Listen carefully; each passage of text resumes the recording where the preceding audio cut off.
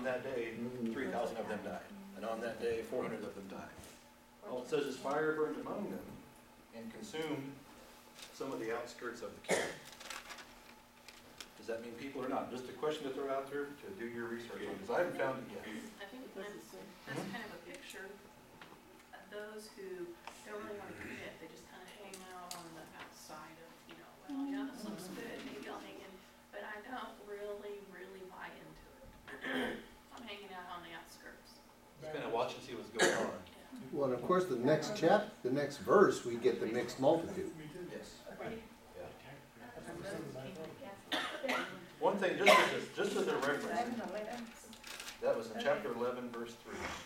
So that place was called Taberah because fire from the Lord had burned among them. Over in Deuteronomy chapter 9, 22. 22, you also made the Lord angry at Taberah, at Massah, and at Kibroth-Hattaavah. How many people died at Massah? 3,000? None. Mm. How many died at Kibroth-Hattaavah? How many did the Lord destroy?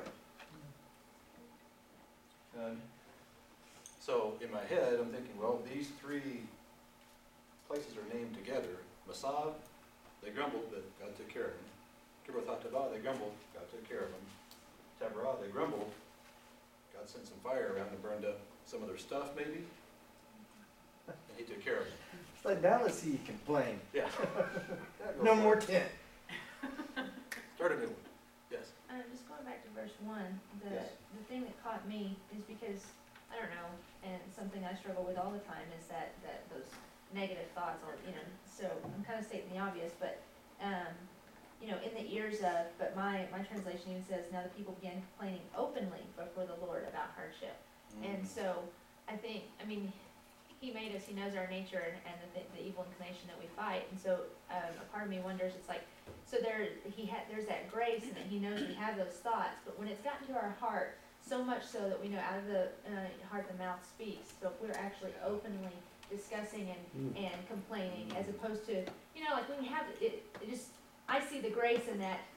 I don't have to, I'm trying to take every thought captive, but I see the grace and it's like he knows we have those, and as long as our heart is going toward him, but when we corrupt our hearts to the point that out of our mouth we're actually speaking and openly complaining these things, then that becomes a big problem. So anyway, I was just kind of making that distinction this week for me. That's good. That's very And good. Phil, Yes. it says that 6 things God hates, and the 7th is an abomination. And so sowing discord among the brothers is complaining to each other, because complaining, that spirit really spreads. Yes. Really does. Wildfire. Like wildfire. Like a And tongue. so Yeah. I think that was the example here, that's why he brought the fire down, because they were That's really spreading good. out the complaints, and he kind of showed them a visible side of Because a little, the spiritual yeah, problem. a little yeast leavens the whole dough. Going on with what he said, I'm from a pretty big family of like 15 people. Most y'all don't know that. My family, mom and stepdad got married, and there was 15 of us.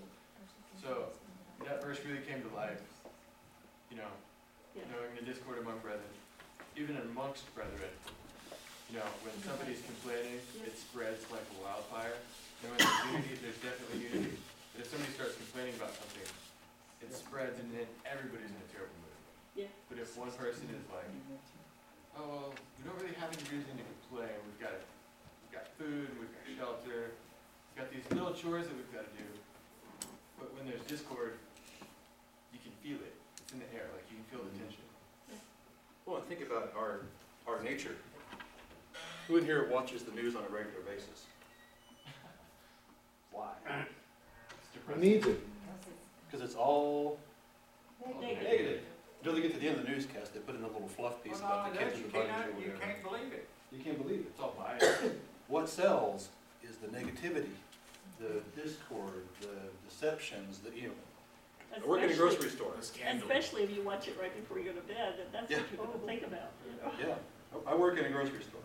I stock candy. Right behind me is the magazine section. On every register are all the tabloids. Guess what all that stuff says? Negative. so-and-so's doing this, and so-and-so's doing this, and this is evil, this is bad, and secret this, and that. Gossip. Scandal. Yes, dear. And, It sells. it just struck me that in verse 4, they were complaining because they wanted other food. But in verse 1, it just says they complained about their hardships. What were their hardships? Well, what had happened just before this? They moved out for the very first time. So their hardship was, God is making me move. Been here for a year, and now I gotta move.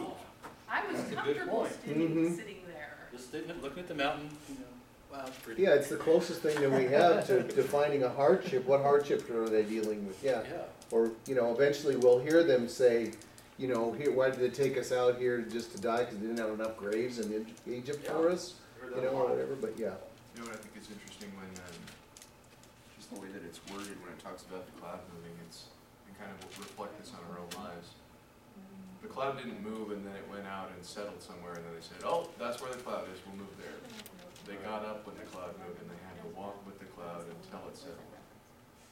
So, Well, that's same thing in our lives, you know, it's not like, okay, when you feel God moving in your life, you're not like, okay, well, I'll wait until he shows me exactly where to go and I'll stay here and then I'll go right there. But you get up with him and you gotta walk through it, you don't know where you're going. You just follow the cloud.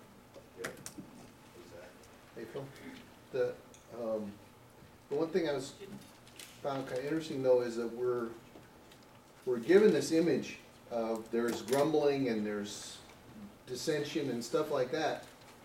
And what he doesn't come to destroy, Right. but what I'm seeing a picture of is he comes with fire, which we know is something that sanctifies.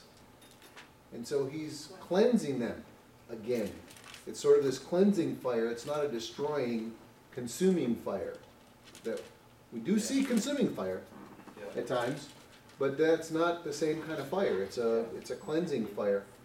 Yeah, well, you know, the fire burned among them. They consumed the outskirts, some of the outskirts of the camp.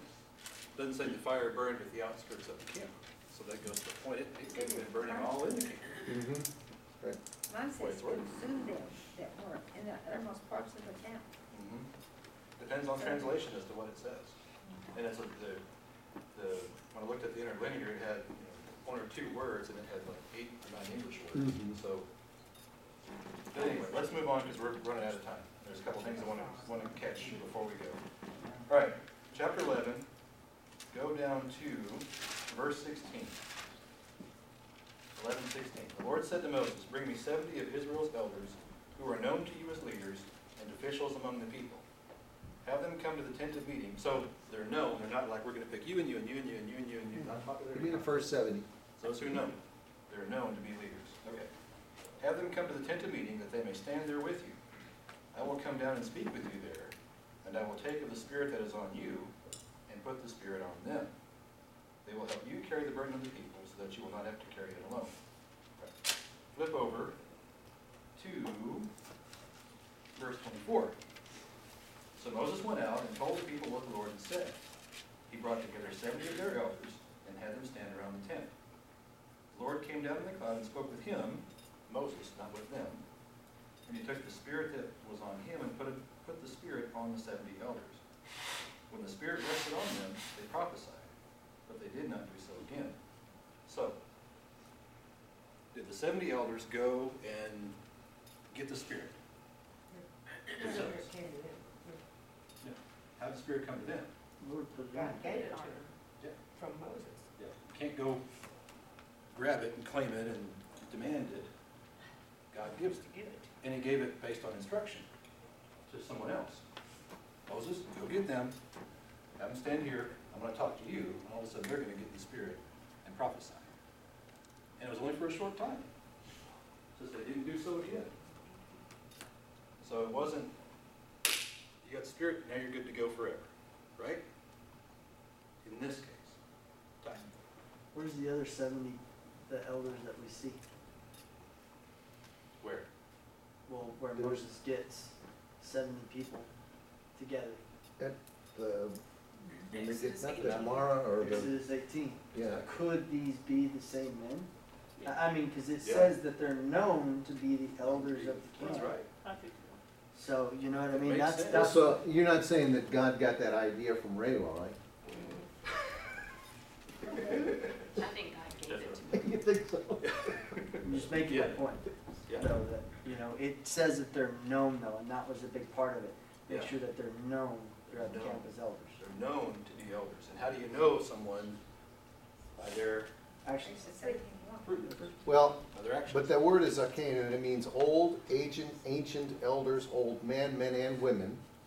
It says all, both, it has not sect, or senator, is the word that they're using for For known, or for elders. elder, yeah. yeah. The root of that word, zakad, means, Zakad. zakir, it comes from, and it's, to act on the behalf of someone else. Yeah, that's like where, Yeah. the term, It's the actual related word to for that, male yeah. would be zakar, right? so anyway, I was just making the point that Yeah. we don't know That's who these guys were. But we have a, Right. we have a hint at who they might be. Yeah, exactly. Okay. So they got all this quail and 3 feet above the ground for a day's walk in any direction. That's a lot of quail. There's a lot of people though. Because how many did they gather? 10 homers. 10 homers. No one gathered less than 10 homers, which according to the footnote down here is 60 bushels. I'm not a farmer, I don't know how big a bushel is, but I know it's not 36 Cut. pounds. It's big. 36 pounds. That's a lot of birds. So 60 times 36. Especially since the quail is probably only, or at least the meat is only. Couple ounces. Yeah, there's not a lot of meat in a quail, if you think about it, so. Each bird's about 5 ounces. They did have. 3 quail per pound. 840 gallons, Is a bushel? 6,700 quarts, at $1 a piece, $20 billion. That's a lot of birds, a lot of feathers. Yeah, A lot of feathers. I'm impressed, I mean, pillows and feathers. What we have pillows? refrigerators and can't keep food fresh, and they're gonna eat this for a month. And I'm just Yeah. saying, I'm impressed. No wonder they got sick. What did Robbie say? In the desert and all that spot. What we haven't gotten to, which we're not gonna get to, I highly, highly, highly, highly encourage you, go read 2 Chronicles chapter 30, in relation to the second month Passover, because it happens there, because they screwed up and didn't get the first one done right one time, so they had a second one. But look at the numbers of animals. Jason and I were listening to this morning, and it was like, wow, a lot of meat. Way, I think, more than this. Oh, This is sheep and bulls and all that. Someone gave 1,000, someone gave 1,000, someone gave 10,000, you know, dang. You have to keep the quail alive, because I don't think the Lord would have allowed them to eat this dead, rotting animal. That's true, Point. yeah. So they had We to were have just- some sort of yeah, way to we were take care just of them. teasing Yeah. about that with them. So they had little kennels and quail cubbies. And is that what you guys got? Is that where you got your design? I got Right on. Good job. They provided, he I'm not provided every creative. day, didn't he? They didn't have it for that whole time. Yeah, It says yeah, they it had was it. brought down to them around the camp to about 3 feet above the ground as far as the day's walk. All that day and night, all the next day, the people went out and gathered quail. It doesn't ever say they did it every day. They still have manna, Yes. Right. so the quail could have eaten the manna as well, because they're not gonna let. Ooh, manna-fed quail, now that's a delicacy. Second Chronicles what? 2 Chronicles 30, 30. chapter 30. 2 Chronicles chapter 30. It also says around the camp, right? It wasn't. So we need to know how big the camp was to even really get a picture of that. Yeah, I mean, it's gotta be huge. It's a lot of people. We got about 3 million people. It's a lot of people. Yes, quickly, because I gotta move on. I don't know if you guys talked about trumpets at all, because I was gone. Yes, we did. Okay, good. Quick, Yeah, it's real quick, it's not a shofar, and neither Right, is we the know. Feast of Trumpets, not a Yeah. shofar. Okay, good. we got it. All right. Okay, cool. Yeah, we knew that was on track. Yes. Yeah, appreciate you. But wait, we were in chapter 11. Yeah. Now I'm almost. Oh, no! Okay, sorry. All right, now, chapter 12. More grumbling, more complaining, High level. high level. This is like the vice presidents are up here complaining about the See how it CEO. spreads? I mean, it spread to Moses, he complained to God, Yeah, and now it's, yeah, it went. it's So do going you up the think it chain. started with Moses? no. Oh, no, he was, they were complaining, and that's when he went to God and said, Hey, oh, man, what did you come on." give me here?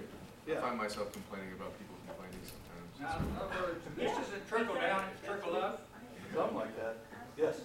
Why do you think it was Miriam that got the plague of leprosy and not Aaron? She was the one with the mouth.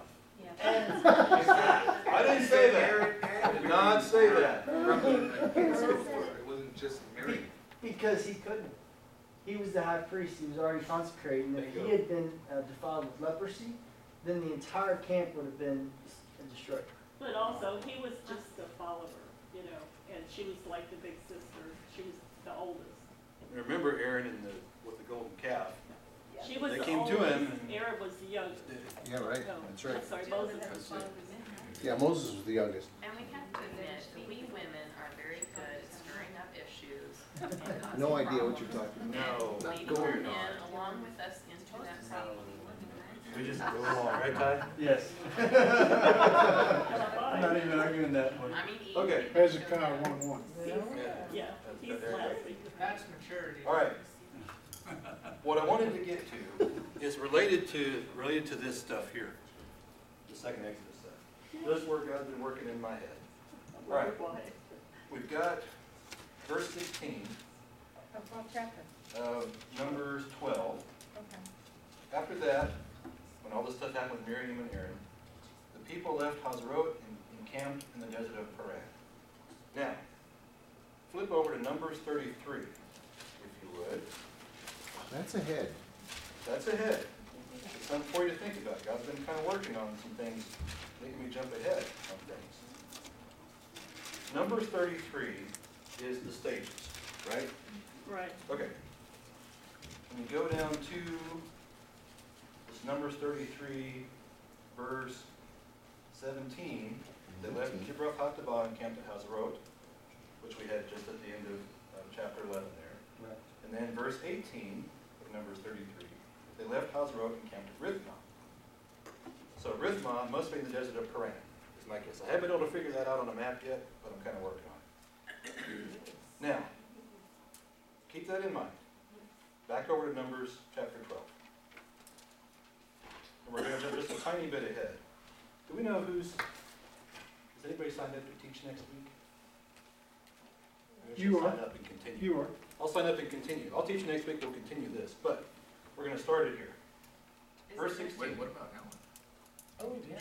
He's at his No. wedding next week. He'll be at a He's gonna wedding. be doing a He's going to wedding. be busy all I mean, he'll week, have a wedding. all afternoon, so.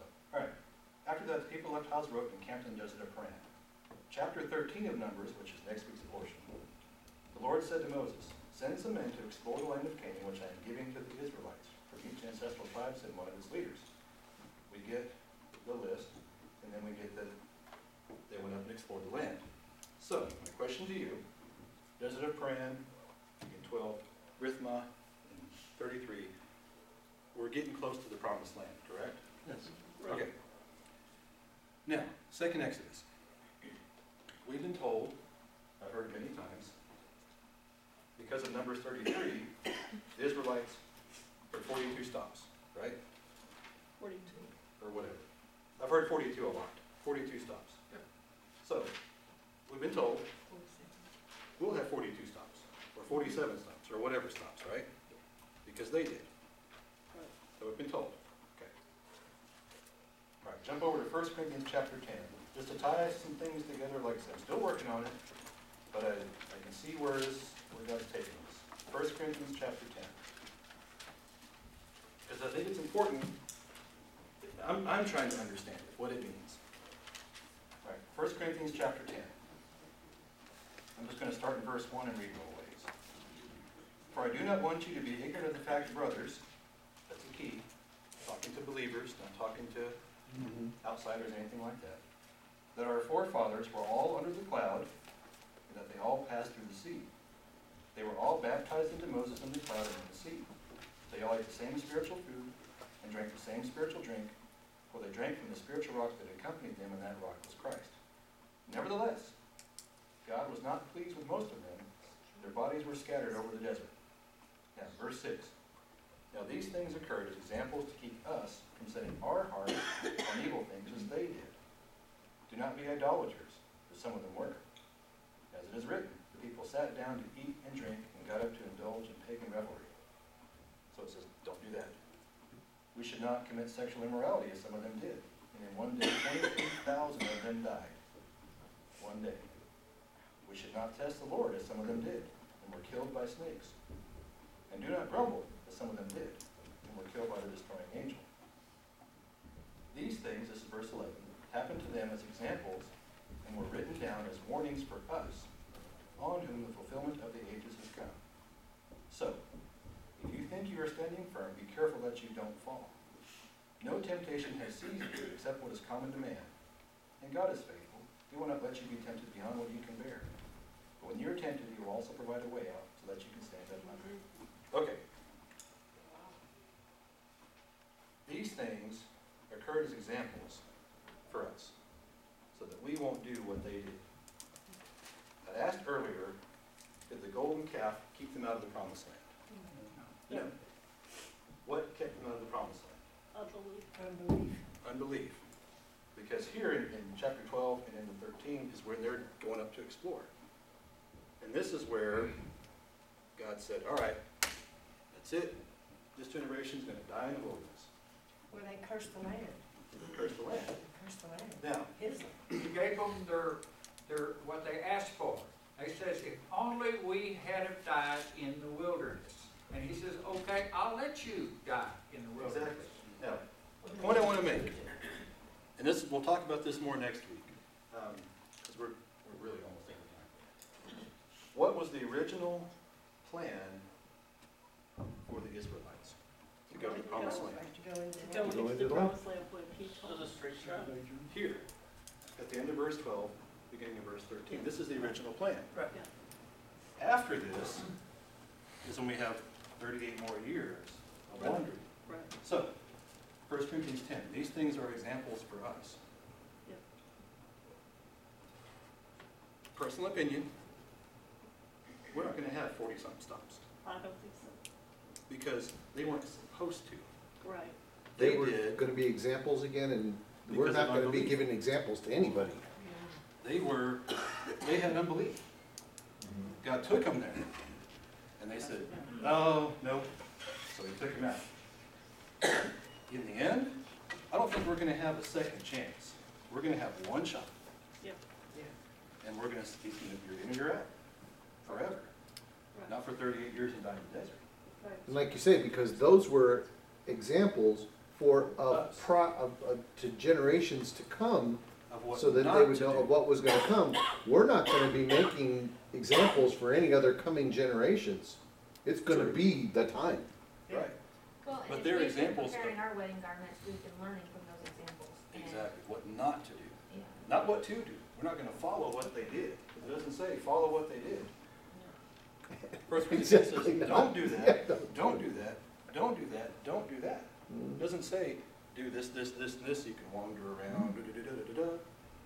I think a good case can be made. Well, I mean, he says it, they were there so that we would not desire evil as they did. Yeah, That's what he's saying, that was there, so we won't desire exactly. evil. So we won't do it. Not so that we'll follow everything that happened to them.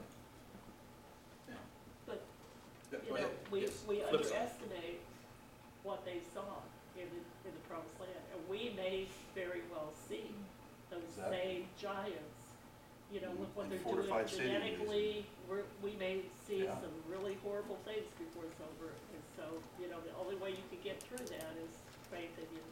He is who he said he is, and he'll do what he said he's going to do. Through us. Through They us. all, like, clearly this wasn't a lack of faith that they thought he could destroy the giants. You saw what they did to Egypt. They saw him open the sea. They've seen bread down from heaven. The cloud and the fire are right there. It's not that they doubted that God could take care of them, but they doubted that he could accomplish his will through them. Right. That's the lack of faith. That's the end of Also, faith. it was a lack of faith that they didn't know for sure that he would do it. Not that he couldn't, but they didn't know for sure that he would, so they didn't have the belief in him that he would take care of it. He might be looking somewhere else and all of them get killed. But part of me wonders that, though, because, there were times when they had already screwed up, and he had already said, you're not going. Well, then they still go out to battle, because they believed he'd go with them then. Mhm. And he said, So a part of "No." me just wonders, I mean, we say they, you know, they didn't really believe in him, but yet they believed in him so much that, oh, we've already screwed up, and you told us you wouldn't come with us, but you'll come with us, right? You'll come with us now. So, you know, like I said, I just. Yeah. And it goes back to following the cloud. You can't get ahead of him, but Right. you better very well go when he says go. He says go, you go, and like Gabriel said, go with him, don't just wait till he stops, and then go catch up. It's go with it. So, to wrap all this up, let's see if I can make this make any sense at all. Because we had so many different things going on. So, turn on the light. Be set apart to do the work, which involves peace, which involves service. Watch the cloud, pay attention. Head down, head in the sand. Listen, because there's going to be a trumpet when it's time to go too. Not just the cloud, but you get a trumpet call for assembly. So I'll be blow a shofar. So hey, we're starting. You know, set it apart. When he moves you, however he moves you, because you've turned the light on, you've set yourself apart, you've understood that there's work involved, you have a purpose, you're going to do some certain thing, and you're following the cloud. Don't grumble, complain about your hardship, now I have to move. To West Texas. To West Texas. Amen. You didn't complain, did you? Not externally. Really hard not to. Also, Could it be gives that. us, it also, there's something that it gives us understanding later on, which later on is us. It says judgments. The children were judged for 40 years. And so all of a sudden, you realize the definition of judgment that we have, that put on there, and what he has are two different things. To me, it looks like judgment means it will give us an opportunity to turn around and follow. Because they were given 40 years to straighten their act out. That was their judgment. They were given 40, they were judged for 40 That years. generation didn't get a chance to straighten And out. so, No, when they, yeah, That but, generation and didn't they get a turned chance. around enough to get into it, that they would. And No. he would have been a liar if he said, you will not be in my land. Go. Yeah, they had already tested. Yeah, it was 10 their times. children. he just made him walk around 38 years to die. Yeah. Yeah, he, Basically. They were walking until they all died. He could have went, bam, you're gone. Because he did it. A lot. But He what he didn't do did that. is he gave them the chance to still teach their young as they were Exactly. growing, to Because pass they it have all to on. know. They had to give it, you know, they had to carry on the next generation. Yeah. And so he gave them 38 years to build that next generation that was going to go in. Yeah. Yeah. Yeah. But he gave them, in other words, he gave them 38 years to change. I don't think so. They did. Not that generation. That's I No, disagree, Fred. they changed to the point that they would at least go in without, Well, they were sorry as soon as he said, no, you're not going in. They were like, oh my gosh, what did we just do? Because they all, I mean, it Let's said go. that in there. Yeah, we're Let's ready go. now, Come we're on. ready. Yeah, And we're then right he's now. like, no, you're not He going. says, no, that's it. You're And not getting in, It period. didn't matter but how much it they says said. in there later on that he judged them for 40 years. They received the consequence for their sin. He judged them until they died. Yeah, he would judge them until they died. They could have gone in and had things wonderful, but, and think about it. We were talking about this in 4 days. Just to end everything, because we got it, Now, and upon so. his return, are we gonna see these children that came out of Egypt? Doesn't matter at this point. Or? We need to worry about seeing him. We need to worry about us and people coming with us. We are walking in his ways. Don't worry about who we're gonna see. That's up to him, not us. Jim. It's kind of like a vision of David, King David. He was talking about these people. David did not get to build the temple, Right, but he had a heart for God. he did. But God said no. He did lots of preparation. Moses, He did lots of preparation for this. oh yeah, Moses had a heart for God. God, and Moses didn't get to go in. Moses didn't get to go in. So, Moment. Yeah. Right? All right. And Moses killed. So, good job, Bill. speak their language. Speak their language. Good stuff. One last